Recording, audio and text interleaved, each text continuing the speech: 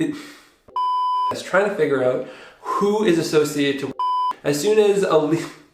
Are you struggling to set up your CRM for your sales process, or are you just looking for some quick tips on what you should be doing in order to set it up properly? Well, in this video, we're going to dive into that.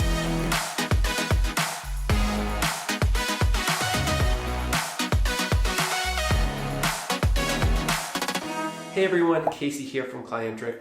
I want to talk about how you should set up your CRM to make it most effective for your sales process and a few other tips and tricks we've learned along the way that will make your business more effective. When working with new customers, we find that a lot of the time they're not actually set up properly.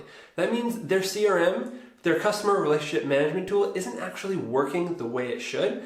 And this means that they're not following the standard best practices that they should be. Now, a lot of the time, this means that you have leads coming in and you have a contacts, accounts, and deals. And these are actually two separate things.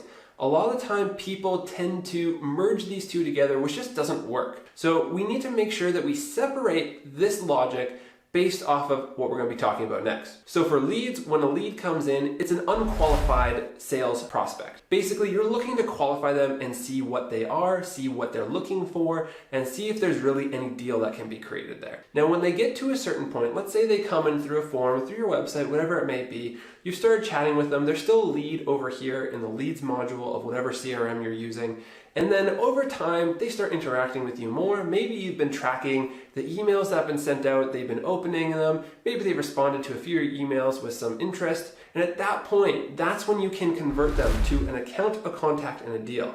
Now, it's very important that you convert the three of them. Now, this is really important when it comes to B2B sales. If you're selling to other businesses, you have to track the account, which is the company they're associated with, the contact, who you are talking with at the company, and then you also want to create a deal at the same time.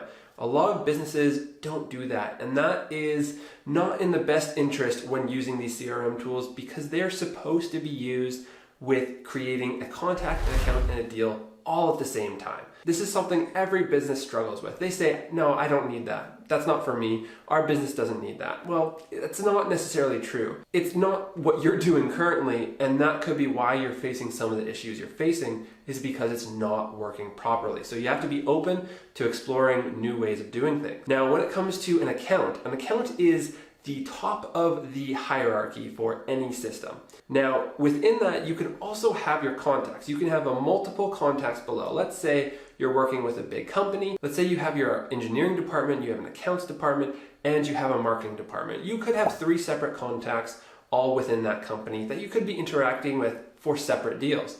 Now, it's important to track the deals properly because if you're not tracking the deals properly, as they come in, so once they have shown some interest, you want to create a deal right away because you want to track that properly in the sales funnel. That's a true sales funnel, is the deals module of any CRM. So make sure that you're tracking this properly so you can look at your pipeline potential, how many deals are coming through, how much revenue is supposed to be coming through, whether you need to look at hiring someone new. There is a million different statistics. You can look at this and help drive business decisions within your company. And that's something that a lot of businesses are missing because they're not tracking the deals properly. As soon as a lead shows interest, you need to be creating them as a contact, account, and a deal. I cannot stress this enough. Now, this can be kind of flipped on its head when you're doing B2C or business to customer sales. A lot of people don't realize how similar B2C and B2B sales processes are because you can still track a ton of information that you maybe otherwise wouldn't have. Now, when it comes to a B2C, if you're dealing with households or maybe families, if you're a photographer or something else entirely,